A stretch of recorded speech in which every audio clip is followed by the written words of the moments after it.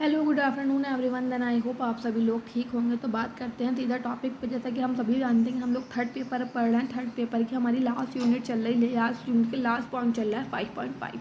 तो हमारा third paper था assessment of children with developmental disability. तो हमने पूरा पेपर ऑलमोस्ट कवर कर लिया। तो इसमें हमारी लास्ट सब यूनिट चल रही है 5 यूनिट का 5.5। तो हमने इसमें पढ़ा था लास्ट वीडियो में असेसमेंट यूजिंग वेरियस टूल्स कि हम असेसमेंट के दौरान जो SLD वाले बच्चे होते हैं स्पेसिफिक लर्निंग डिसेबिलिटी, तो उनके लिए हम वेरियस टूल्स यूज़ करते हैं। तो उसमें से हमने कुछ टूल्स इन लोगों ने एग्जांपल के थ्रू हमें लोगों को दे रखे हैं। तो हमने एक पढ़ा था कल, first screen behaviour checklist for screening schedule with SLD। आज हम पढ़ेंगे दूसरा अपना grade level assessment device for children with learning problems in school. ठीक है, तो आज हमारा जो टॉपिक होने वाला है, आज हमारा टॉपिक होगा grade level assessment device for children with learning problem. मतलब कि हम बोल सकते हैं children with learning problems in school. जो बच्चों को स्कूल में क्या है समस्याओं का सामना करना पड़ता है, उन बच्चों के लिए जो अधिगम अक्षमता वाले होते हैं, उन बच्चों का हम असेसमेंट कौन से डिवाइस से करते हैं। तो हम उनका assessment grade level assessment device से कर सकते हैं। इसके बारे में हम चीज़ों को पढ़ेंगे अभी। Hello good evening everyone. Then I hope आप सभी लोग ठीक होंगे। सबसे पहले हम लोगों ने 4.3 चल रहा था हमारे थर्ड पेपर का। तो 4.3 में हम लोग, चलो एक बार मैं आपको इंट्रोडक्शन दोबारा से दिखा देती हूँ, उसके बाद आगे बढ़ते हैं। तो सबसे पहले हम असेसमेंट टूल्स देख रहे थे जो स्कूल एजेस वाले बच्चों के लिए हमने यूज़ किए थे। हमने कौन कौन से पढ़ चुके हैं, हम MDPS पढ़ चुके हैं, बेसिक MR पढ़ चुके हैं, देन FSCP भी हम लोग पढ़ चुके हैं। बट अब हम लोग यूज़ कर रहे थे, मैंने आपको बताया था कि लास्ट में आपको ग्लाइड के बारे में बताऊँगी। तो आज हम लोग पढ़ेंगे ग्लाइड के बारे में। ठीक, आगे देखें। तो सबसे पहले हम फुल फॉर्म से लेके चलते हैं कि हम लोग देखेंगे ग्लाइड की फुल फॉर्म कितनी है। Grade level assessment device. तो ग्लेड की फुल फॉर्म है ग्रेड लेवल असेसमेंट डिवाइस। इस उपकरण का विकास डॉक्टर जयंती नारायण राष्ट्रीय मानसिक विकलांग संस्थान सिकंदराबाद द्वारा किया गया था। इस उपकरण के द्वारा कक्षा 1 से 4 तक के अधिगम समस्याग्रस्त बच्चों का आकलन किया जाता है। तो इस उपकरण का विकास किसने किया था? जयंती नारायण ने किया था। जो राष्ट्रीय, आप लोगों को मैंने एक बार फिर बताया था, जो भी आपके जितने भी असेसमेंट डिवाइस हैं, national NIMH national institute of mentally handicap, मतलब राष्ट्रीय मानसिक विकलांग संस्थान, जिसका नाम अब चेंज हो गया NIEPID कर दिया गया है, जो सिकंदराबाद द्वारा बनाया गया है। तो जो उपकरण है, जो ग्लाइड है, वो 1 से लेकर सिर्फ 4 तक के जो बच्चे क्लास में पढ़ते हैं उन बच्चों पे यूज़ किया जाता है जिनके अंदर कुछ ना कुछ समस्या चल रही होती है अधिगम से रिलेटेड। आगे देखें कि ग्लाइड जो है, ग्लाइड को 2 भाग में डिवाइड कर रखा है, भाग आ और भाग बा। तो अब हम देखेंगे कि आ में क्या है, हम लोग जो इसका आ पार्ट है इसमें क्या है और उसके बा पार्ट में क्या है। भाग आ में देखें क्या देखने को हमें मिलता है। इसमें कक्षा 1 से 4 तक के विद्यार्थियों के आकलन के लिए शिक्षण से संबंधित क्रियाएं दी गई हैं। ऐसी एक्टिविटीज जो हमारे एकेडमिक से रिलेटेड होती हैं 1 to 4 तक के स्टूडेंट के लिए इसमें अवेलेबल है। सेकंड बात करूं, अंग्रेजी, हिंदी, गणित विषय को इसमें शामिल किया गया है। जो एक्टिविटीज़ हैं वो मोस्टली 3 सब्जेक्टों पर आधारित हैं। वो हिंदी है, इंग्लिश है और मैथ है। सभी क्रियाएं सरल से कठिन के क्रम में व्यवस्थित हैं। जो एक्टिविटीज़ हैं शुरू में आपको सिंपल देंगी, बाद में उस चीज़ को थोड़ा थोड़ा करके कॉम्प्लेक्स करते चला जाएगा। उसके बाद है आपका प्राप्त निष्कर्षों को अंक प्रदान करने की व्यवस्था भी की गई। जिस प्रकार से आपको एक्टिविटी दी गई है, एक्टिविटी सिंपल टू कॉम्प्लेक्स हो रही है, उसी प्रकार से उसमें क्या है, नंबर सिस्टम भी दे रखा है। तो आप लोगों उसके हिसाब से उसमें स्कोरिंग करने की भी व्यवस्था दी गई है। भाग बा में देखें क्या है। यह ग्रेड लेवल असेसमेंट शेड्यूल है। इसमें 3 खंड हैं।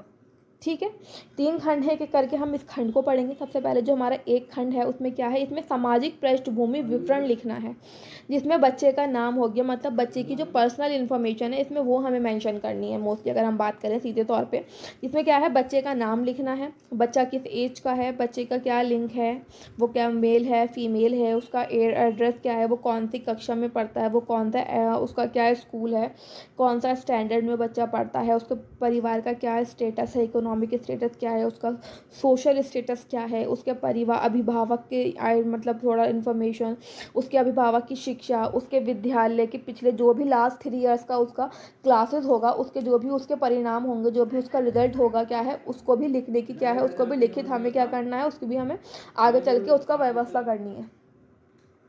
आगे चल के देखें खंड 2। खंड 2 में क्या होगा, इसमें बच्चे की शारीरिक विकलांगता, दृष्टि अक्षमता, वाणिज्य संतुलन संबंधी सूचनाएं लिखने का प्रावधान है। और खंड का में ऐसे बच्चे जिनको अधिकम मतलब उन्हें लर्निंग डिसेबिलिटी, तो वो बच्चे गिरते हैं, उसके साथ उन्हें कुछ एसोसिएटेड डिसेबिलिटी, चाहे वो फिजिकल डिसेबिलिटी है, चाहे उन्हें दृष्टि क्षमता देखने में से संबंधित कोई समस्या है, वाणी कोई बोलने से संबंधित समस्या है, संतुलन के मतलब शरीर का बैलेंस बनाने में कोई संबंधित इशूज़ है, या फिर सेंसरी बच्चों को कोई इशूज़ है, इस प्रकार के जो बच्चों को प्रॉब्लम है उस सबको भी अदर एसोसिएटेड डिसेबिलिटी लिखने का भी क्या है इसमें प्रावधान है, इसमें ग्लैड 2 खंड में। खंड 3 की बात करें, मौखिक पाठ, अमौखिक पाठ, लेखन, गणितीय कौशल तथा अवांछनीय व्यवहारों को दर्शाया जाता है।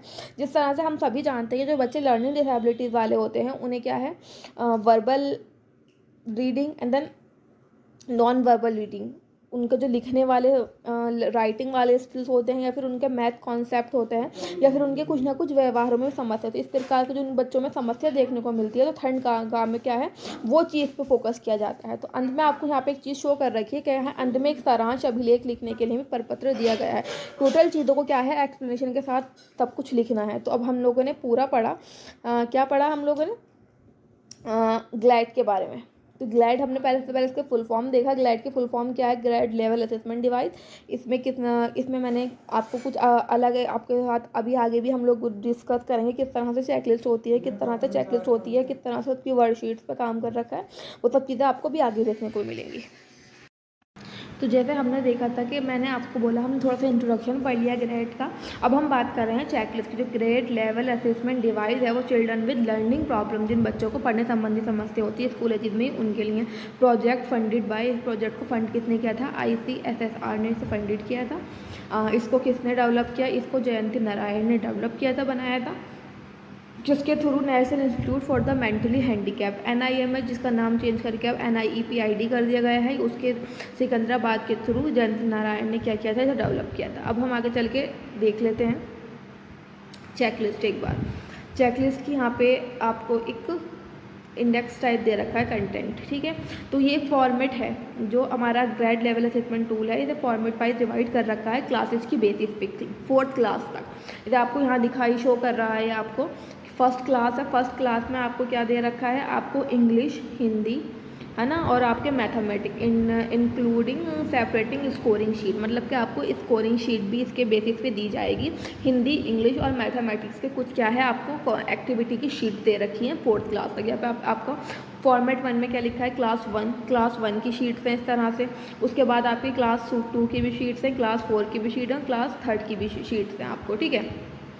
तो आपको 4th क्लास तक आपको हिंदी, इंग्लिश, मैथ की शीट्स दिखाई जाएंगी, शीट्स दी जाती हैं ग्लैड के अंदर। वो बच्चे से हम उसके साथ एक्टिविटी कराते हैं जो बच्चे जिस प्रॉब्लम के साथ फेस कर रहा है उस प्रॉब्लम को दूर करने के लिए। तो आगे चल के हम चेक करते हैं कि किस तरह की फॉर्मेट शीट्स होती हैं। यहाँ लिखा है the tool format 1 Hindi, English and math, तो तीनों सब्जेक्ट की आपको आगे चल के एक्टिविटी शीट दिखाई दे जाने वाली है। तो यहाँ पर आपको इंग्लिश की वर्कशीट दिखाई दे रही है स्क्रीन पे इस टाइम, इंग्लिश की वर्कशीट दिखाई दे रही है। Point two the picture when asked, मतलब जब आपको पॉइंट आउट करके पूछा जाए तो आपको पिक्चर के बारे में बताना है। जैसे यहाँ पे आपको 5 ऑप्शन दे रखे हैं और आपको ऊपर स्कोरिंग का भी बता रखा है कि क्या है, पर आपको 5 × 1 = 5। एक जो आपका क्वेश्चन है वो आपका 1 नंबर का है, तो आपको बच्चे टोटल से 5 नंबर देने होंगे। तो आपको दिखाई दे रहा है यहाँ पे पॉइंट आउट किया जाएगा कि हमने जैसे घड़ी पे हम लोग हाथ रखें कि बच्चे से हम पॉइंट आउट करें क्या है, व्हेन आस्क्ड की क्या है, बच्चा उसको जवाब दे। या फिर हम लोग टेलीफोन पे हाथ पॉइंट करें, हम लोग C वाले पोर्शन पे पॉइंट आउट करें, D वाले पोर्शन पे डिवाइड करें, उसके बाद E वाले पोर्शन पे अगर हम इसे पॉइंट आउट करके बच्चे से पूछेंगे ये क्या है, जब बच्चा उसका रिप्लाई देगा, अगर जो बच्चा ठीक प्रकार से रिप्लाई देता है उसके बेसिस पे हमें उसे 1 स्कोर देना होता है पर ऑब्जेक्ट। इसी प्रकार से आपको इंग्लिश की यहाँ पे फिर वर्कशीट दिखाई दे रही है। Point out the picture when asked, यहाँ पे एनिमल्स दे रखे हैं। यहाँ पे इंग्लिश का फिर आपको दे रखा point out the picture when asked, यहाँ पे आपको ट्रांसपोर्ट व्हीकल्स दे रखे। यहाँ पे फिर से पूछ रखा है, यहाँ पे आपको वेजिटेबल्स दे रखी है। इसी प्रकार से पॉइंट आउट करके बच्चे से पूछे जाएंगे, जो बच्चा सही बताएगा, जो उसका बताने का अचीवमेंट होगा, उस अचीवमेंट को हम इस बॉक्स में रिकॉर्ड करेंगे। यहाँ पे कुछ है ना जो डोमेस्टिक थिंग्स होती हैं, जो एक्टिविटी में हम लोग यूज़ करते हैं, यहाँ पे उनके बारे में बात की जा रही है। यहाँ फ्रूट्स के बारे में बात करी जा रही है। तो इसी प्रकार से सारी आपको एक्टिविटीज़ यहाँ पे दिखाई जाएंगी। इस ग्लाइड लेवल असेसमेंट डिवाइस में इस प्रकार की एक्टिविटीज़ की शीट्स होंगी। उस एक्टिविटीज़ शीट को हम बच्चे की क्लास के अकॉर्डिंग बच्चे पर अप्लाई करेंगे। तो हमने फर्स्ट क्लास की शीट्स अलग होती हैं, इंग्लिश की, मैथ्स की होंगी, हिंदी की होंगी, तो इसी प्रकार से सेकंड क्लास की भी होगी, थर्ड क्लास की भी होगी, देन फोर्थ क्लास की भी होगी। उसी की बेसिस से बच्चों को रिकॉर्ड किया जाता है। हमने देखा ऊपर फ्रूट्स वेजिटेबल्स की बात की जा रही थी। अब हम जैसे हम आगे बढ़ रहे हैं शीट के अंदर, यहाँ पे अब what is happen in this picture. अब हमें क्या करना है, जो पिक्चर्स में हो रहा है, जैसे कि स्टोरी हम सभी जानते हैं, क्रो थ्रस्टी क्रो की एक स्टोरी है, उसी के बेसिस पे पिक्चर्स बता रखी हैं। तो बच्चों को क्या है, पिक्चर में बच्चों को पॉइंट आउट करके करना है कि पिक्चर में क्या हो रहा है। तो बच्चा आपको एक्सप्लेन करेगा कि इस पिक्चर में जैसे सी में हम बात करेंगे, कौवा पानी पीने का प्रयास कर रहा है, डी में वो क्या कर रहा है, कंकड़ इकट्ठे करके पानी में डाल रहा है, ई में वो पानी पी रहा है। तो इस प्रकार से जो भी पिक्चर में एक्टिविटीज़ हो रही हैं, उस एक्टिविटीज़ को बच्चे के थ्रू हम पॉइंट आउट करके बच्चा एक्सप्लेन करेगा उसको। जैसे जैसे आगे बढ़ रहे हैं, चीज़ों को थोड़ा कॉम्प्लेक्स करता जा रहा है। Point out the letter in bad in similar to one in each. तो यहाँ पे क्या करना है, बच्चे को सिमिलर जो ए पॉइंट है उसमें से हमें पूछना है, बच्चा बी वाले पॉइंट में से बच्चा क्या करेगा, उस चीज़ को सर्च करेगा जो सिमिलर होगा। पॉइंट आउट द लेटर इन, यहाँ पे ऊपर हम लोग क्या बात कर रहे हैं, यहाँ पे नीचे फिर से इन्होंने अलग से एक्टिविटी बच्चों को दे दी है। इसी प्रकार से एक्टिविटी को थोड़ा कॉम्प्लेक्स करते चले जा रहे हैं। यहाँ पे लोग रीड करा रहे हैं, द रीड फॉलोइंग लेटर्स। यहाँ पे बच्चे को पढ़ाना है, वहाँ पे हमें सिर्फ पॉइंट आउट करना था, रीड द फॉलोइंग लेटर्स। यहाँ पे भी वहाँ पे ऊपर आप नीचे आप स्मॉल लेटर्स पढ़ा रहे हैं, ऊपर आप कैपिटल लेटर्स पढ़ा रहे थे। यहाँ पे हम लोग क्या है, सेंटेंस बना दिए हैं, वर्ड्स पढ़ने हैं हमें यहाँ पे। इस प्रकार से आपका चीज़ें कॉम्प्लेक्स करती जा रही हैं। यहाँ आपसे कुछ हिंदी में, यहाँ पे अब हिंदी की वर्कशीट स्टार्ट हो गई हैं। पूछे गए चित्र को बताओ। और जो हम पॉइंट आउट करेंगे, बच्चा बताएगा ये गुलाब का फूल है या फिर कौन सा एनिमल है, कौन सा बर्ड है। जहाँ पे भी हम पॉइंट आउट करेंगे, बच्चा उसका एक्शन देगा कि हमने जहाँ पे पॉइंट आउट कर रखा है। उसके हिसाब से पूछे गए चित्र को दिखाओ। अब हम जो पूछेंगे बच्चे को बैट कहाँ है, तो बच्चा उस चीज़ को पॉइंट आउट करेगा। ये छाता कहाँ है, तो छाते को पॉइंट आउट करेगा। टेलीफोन कहाँ है, तो उसको पॉइंट आउट करेगा। पूछेगा चित्र को बताना, यहाँ पे भी वही कॉन्सेप्ट चल रहा है। उसके बाद यहाँ पे हमें जो देख रहे हैं हम कि यहाँ पे पढ़ना बताना है, बच्चे को रीड कराना है। बैस है, बस, नल, नल, 2 लेटर वाले वर्ड बनाने हैं यहाँ पे हमें। इतना सा चीज़ों को कॉम्प्लेक्स करते जा रहा है। पहले हमारे सब सिंपल्स पढ़ रहे थे, अब आ के डंडा वाली मात्राओं के, ओ की, ई की, है ना। इस तरह से कॉन्सेप्ट यहाँ पे क्रिएट किया जा रहा है कॉम्प्लेक्स करने के लिए चीज़ों को। यहाँ पे आपका पैराग्राफ आ गया है। पैराग्राफ में से आपको क्या करने हैं, क्वेश्चन नीचे दे रखे हैं, उन क्वेश्चन के आंसर जो है इस पैराग्राफ के अंदर से हमें ढूंढने पड़ेंगे। यहाँ आपको मैथ्स की वर्कशीट दिखाई दे रही है, काउंट एंड से। तो आपको क्या करना है, काउंट करना है। ट्री कितनी है, 1 है। लीव्स कितनी है, 3 है। बॉल्स कितनी है, 5 हैं। या फिर कप्स कितने, 4 हैं। इस तरह से यहाँ पे हमें एक्टिविटी बच्चों के साथ करानी है। उसके बाद काउंट एंड से, यहाँ पे बच्चे को काउंट करना है और बताना है कितने कप्स हैं, कितने। पॉइंट द कॉइन व्हेन, जब बच्चे से पूछा जाएगा बच्चा उस चीज़ पे बताएगा उंगली रख के, फिर पॉइंट आउट इशारा करके 5 का सिक्का कौन सा है, 2 का सिक्का कौन सा है। काउंट एंड राइट, यहाँ पे बच्चे को काउंट करके बताना नहीं है, यहाँ पे लिखना भी है। जैसे कितने लॉक हैं, यहाँ पे 3 लॉक्स हैं, कितने कप्स हैं, कितनी कीज़ हैं, कितनी फिशेज़ हैं। तो इस प्रकार से आपकी, जैसे हमने फर्स्टली इंग्लिश की वर्कशीट देखी थी, उसके बाद हिंदी की देखी, अब मैथ्स की देखी। इसी प्रकार से हम क्लास वाइज आगे बढ़ेंगे, चीज़ों को कॉम्प्लेक्स कर दिया जाएगा। इसी प्रकार से जो ग्लाइड में इसी प्रकार की एक्टिविटीज़ होती हैं, क्लास वाइज और सब्जेक्ट वाइज डिवाइडेड होती हैं। तो जितना ज़रूरी था मैंने ग्लाइड के बारे में आप लोगों को बता दिया है। इस तरह की आपको चेकलिस्ट आप लोगों के साथ शेयर कर दी जाएगी ग्रुप में। तो आप सब चीज़ों की चेकलिस्ट देखें, जो वीडियो के थ्रू आपको समझाया जा रहा है, आप लोग उसको समझने का ट्राई करें। जब भी समझ में आए तो आप लोग उसके बाद पूछ भी सकते हैं, कोई बड़ी दिक्कत नहीं है। हम लोग आपकी पूरी प्रॉब्लम्स का सॉल्यूशन निकालने का कोशिश करेंगे। देन आई होप आपको ये जो टॉपिक मैंने आज पढ़ाया वो समझ में आया होगा। Then thank you for watching my video.